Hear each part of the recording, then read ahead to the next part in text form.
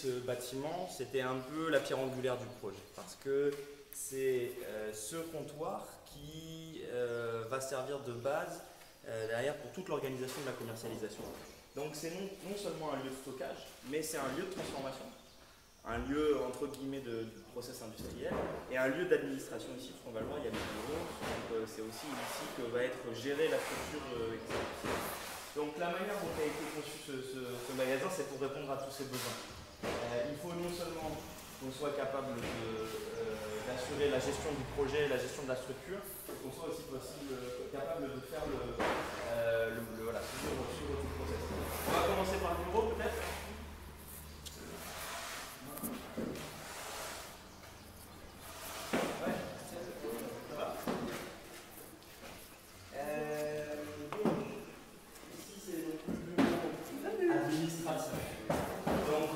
Dans le cadre du projet, il y a l'équipe de CMC qui est sur le sel et mise à disposition du projet. Donc en réalité, on va avoir une équipe de 3 personnes qui seront à disposition ici en permanence pour gérer tout l'aspect administratif de cette structure. Donc il y aura leurs 3 bureaux ici. Dans le cadre du projet, ils sont équipés en informatique, imprimante et autres. Donc ils auront tous les éléments. On a commencé d'ailleurs à envoyer certains des meubles qui vont monter le bureau. Ils auront toute la capacité de vraiment suivre la structuration, la gestion de cette infrastructure. Donc il y aura un accès évidemment par ici, ils accueilleront les visiteurs. On a volontairement fait des accès sur le magasin parce que ils sont aussi là pour gérer le magasin et s'assurer que tout va bien. Donc ils ont des vues sur les côtés, sur l'arrière, etc.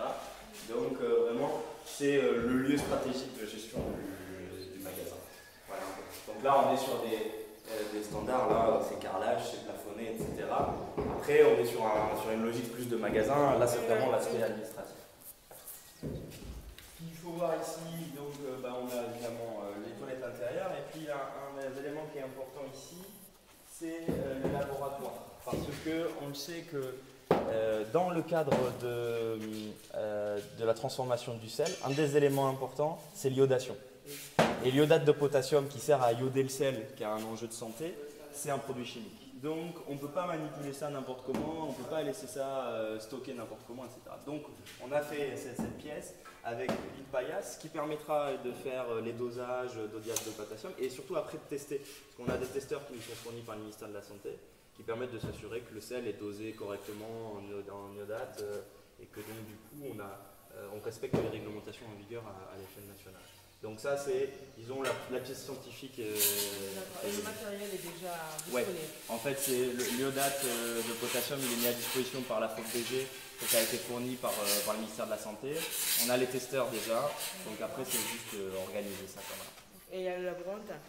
Et il y a le laborantin, là c'est nos agents sont formés pour réaliser les